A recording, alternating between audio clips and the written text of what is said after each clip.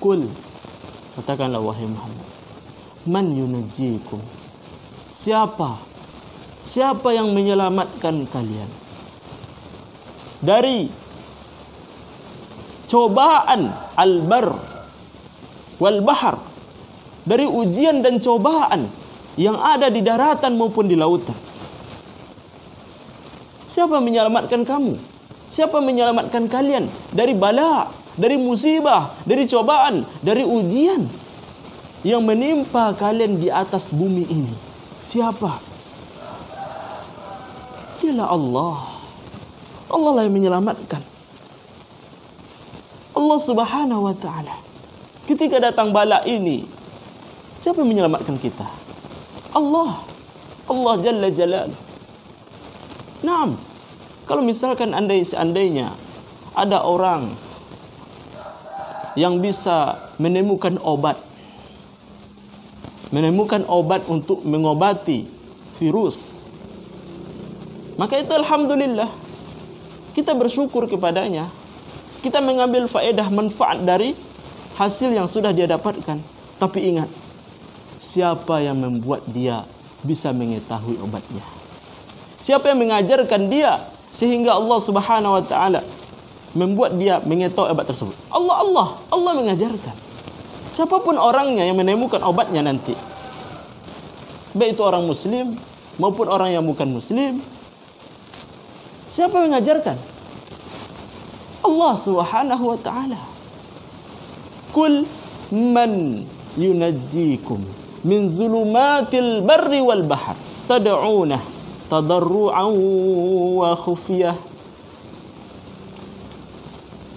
la in anjana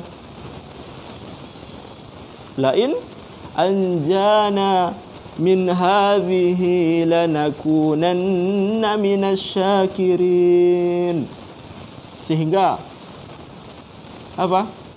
Tabi'i ini. Sehingga kita mengatakan, ya, kalau seandainya wabah ini hilang, naam, insyaallah wabah ini akan hilang. Sayazul. Wabah ini akan hilang. Kalau enggak seminggu, 2 minggu, enggak 3 minggu, enggak 1 bulan, 2 bulan, 3 bulan, 4 bulan lagi, 5 bulan akan hilang insyaallah. Wabah ini akan berakhir.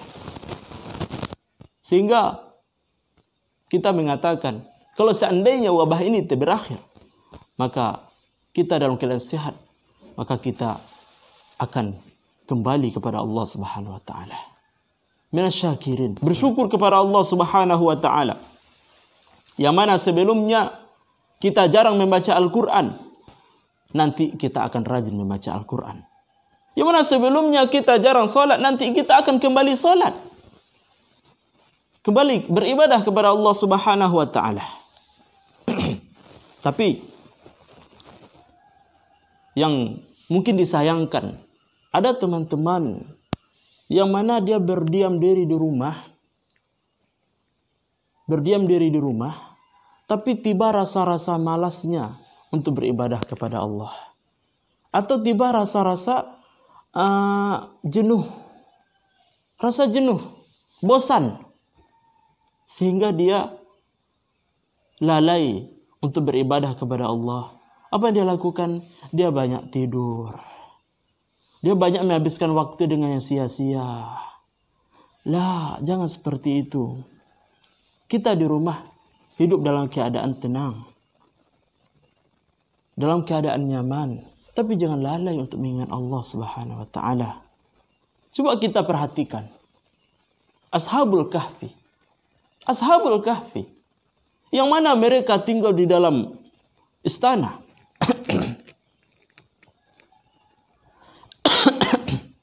Di dalamnya mereka mendapatkan apa yang mereka inginkan. Makan, nikmat yang mereka dapatkan. Di dalamnya aman.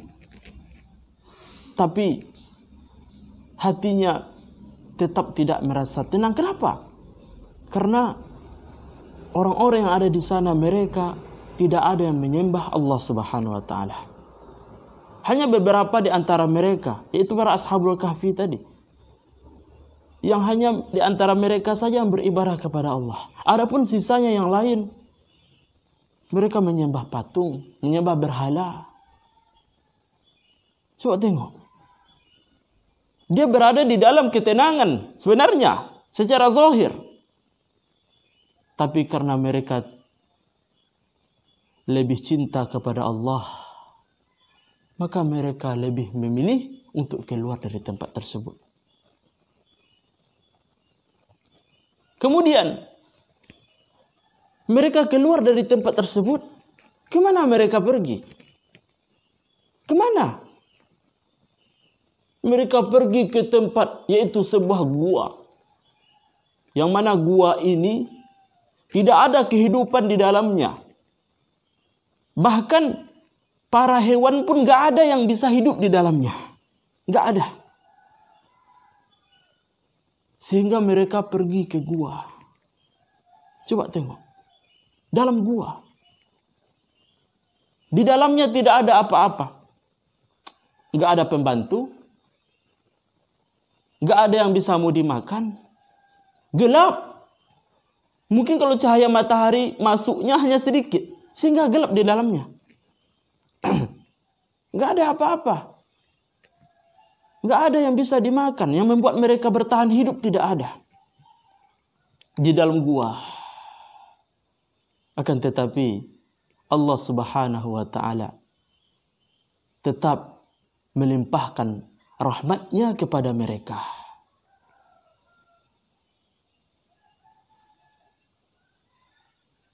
Rahmatnya kepada mereka. Meskipun mereka masuk ke dalam gua, tapi Allah Subhanahu wa ta'ala tetap memberikan rahmat kepada mereka. Apa menyebabkan? Yaitu keyakinannya kepada Allah Subhanahu wa ta'ala. Hatinya yang percaya, yang dekat kepada Allah Subhanahu wa ta'ala. Itulah membuat dia tetap merasa nyaman, tetap merasa tenang, tetap merasa semakin semangat dalam beribadah kepada Allah Subhanahu wa ta'ala. Adapun kita di rumah, kita berada di rumah dalam keadaan tenang, dalam keadaan nyaman. Alhamdulillah. Lalu, apakah kita tidak tetap meningkatkan ibadah dan ketakwaan kita kepada Allah Subhanahu wa ta'ala?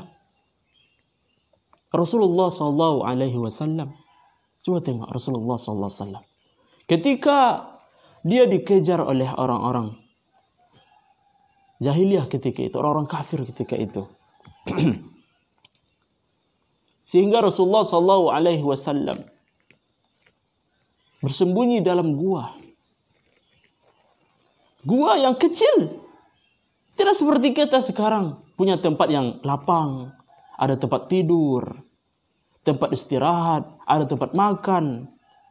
Tapi kalau Rasulullah sallallahu alaihi wasallam tempat yang sempit, yang kecil. Dia di sana berdua dengan sahabatnya Abu Bakar As-Siddiq radhiyallahu taala anhu. Dia di sana dan dikejar oleh orang-orang kafir Quraisy ketika itu. Sehingga ketika dia sampai di depan mulut gua,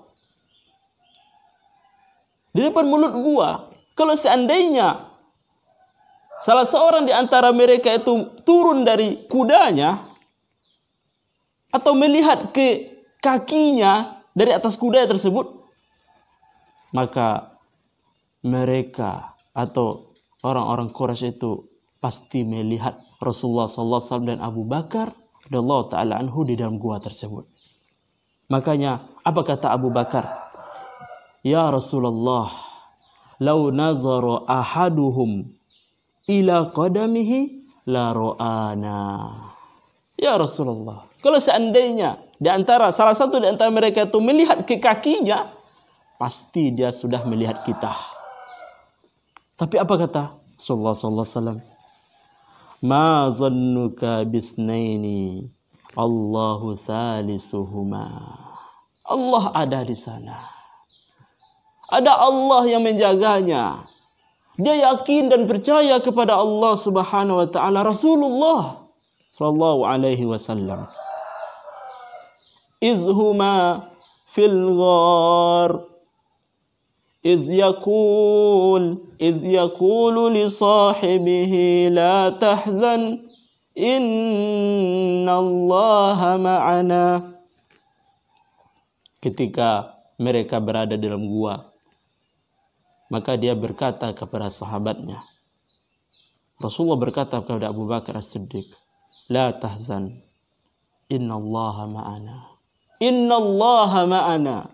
Dalam keadaan sulit, dalam keadaan mencekam, yang mana musuh sudah berada di depan mereka. Kalau seandainya dia melihat ke tanah, melihat ke kakinya, turun dari kudanya, maka akan dapat itu. Akan melihat Rasulullah dan sahabatnya tersebut. Tapi Rasulullah SAW tetap yakin. Ada Allah yang menjaganya, yang melindunginya, yang menolongnya.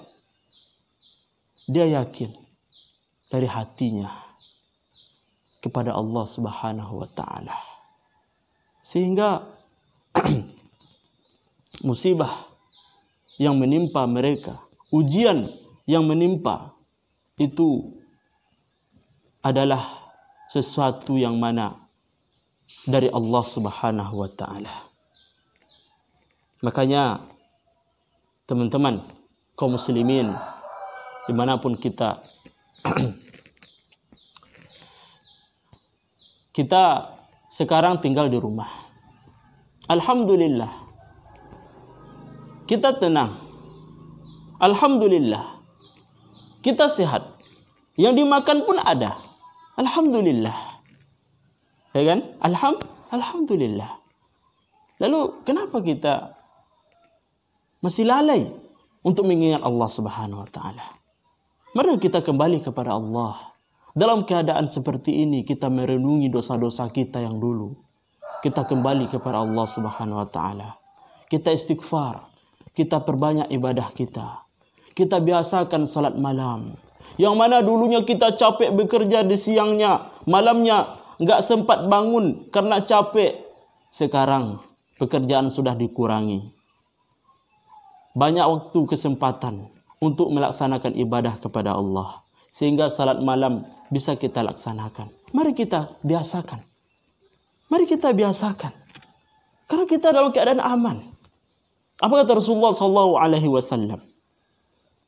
Man bata aminan fi sirbihi mu'afan fi jasadihi indahu qutu yaumihi faqad hizat lahud dunya bihadzafiriha. Betul Rasulullah SAW. Siapa yang hidup di rumahnya dalam keadaan aman, malamnya aman, kemudian badannya sehat, lalu indahu qutu yaumi. Lalu apa? Dia ada yang mau dimakan untuk sehari itu. Lalu bagaimana? Faqad hizat lahud dunya bihadzafiriha. Maka dia sudah mendapatkan dunianya. Dia sudah mendapatkan dunianya. Faqad hizat lahud dunya bihadzafiriha. Semuanya. Dia sudah bahagia. Atau bahasa kita, dia sudah termasuk orang-orang yang kaya. Apa tadi? Aman. Badan sehat. Ada yang mau dimakan di hari itu. Atau di malam itu.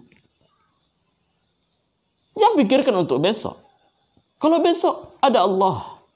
Dia menetapkan. Dialah yang memberitahukan. Ada Allah Subhanahu wa Ta'ala. Jangan pikirkan untuk kehidupan yang besok. Kalau tidak, kamu nanti yang pergi untuk mencarinya. Atau orang datang ke tempat kamu, mengetuk pintu, memberikan rezeki kepada kamu dari Allah Subhanahu wa Ta'ala. Coba kita tengok ujian yang diberikan oleh Allah Subhanahu wa Ta'ala kepada Nabi Ayyub alaihissalam.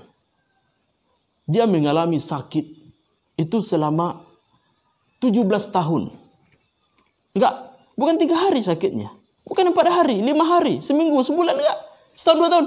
Tapi 17 tahun. Sakit selama 17 tahun. Sehingga keluarganya meninggal.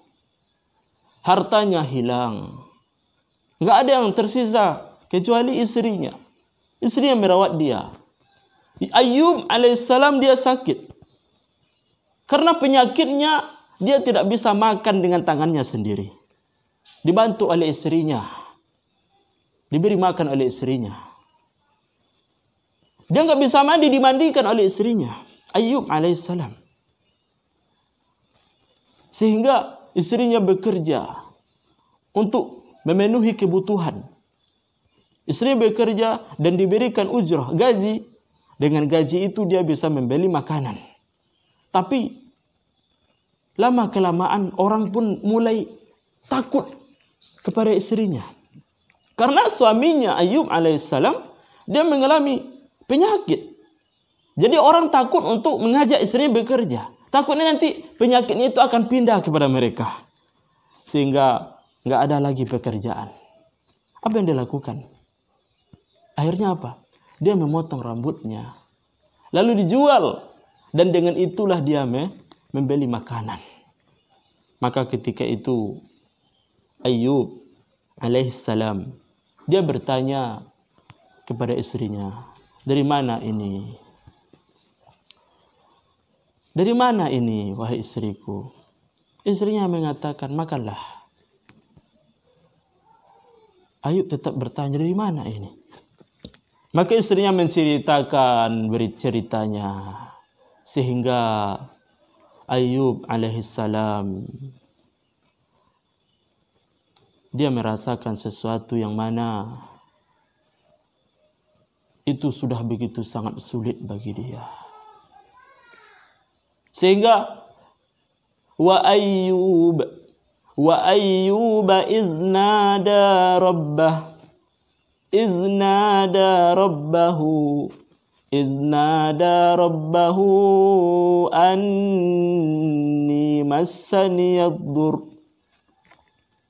anni massaniyad-dur wa anta arhamur rahimin.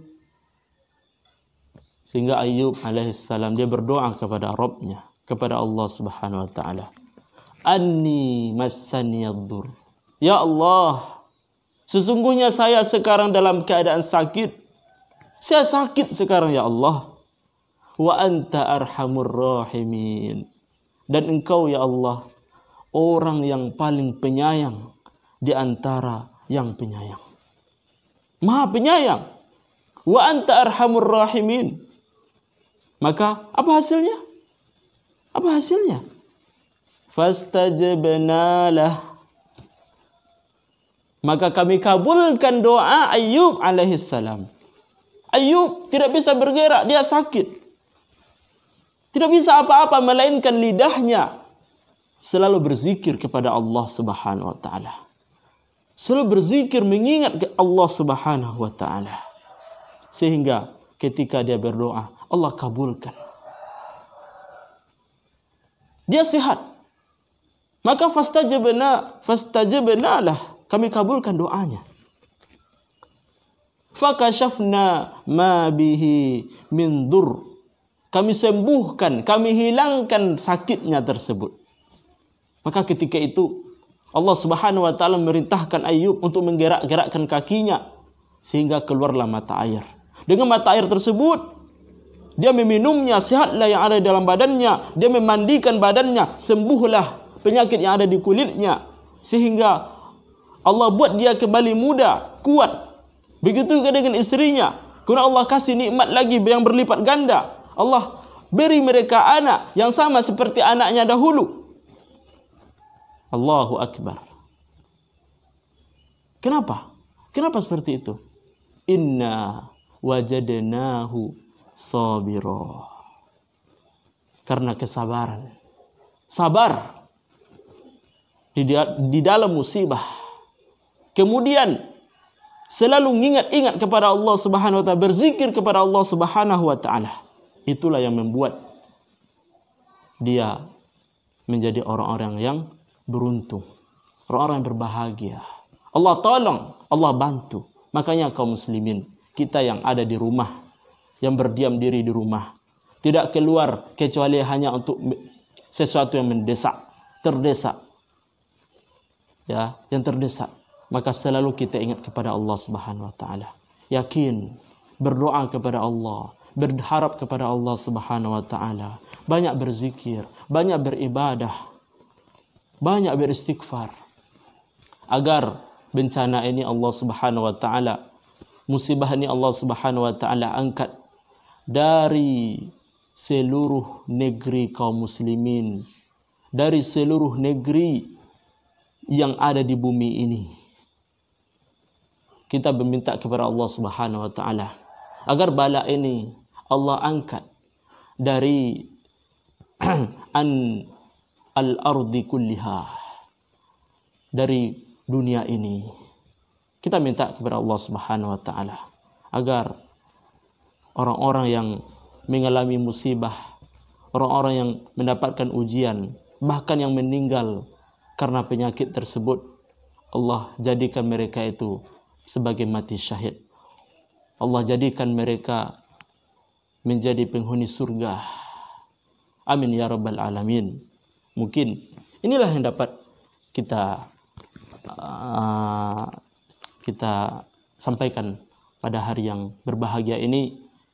Alhamdulillahi rabbil alamin. Assalamualaikum warahmatullahi wabarakatuh.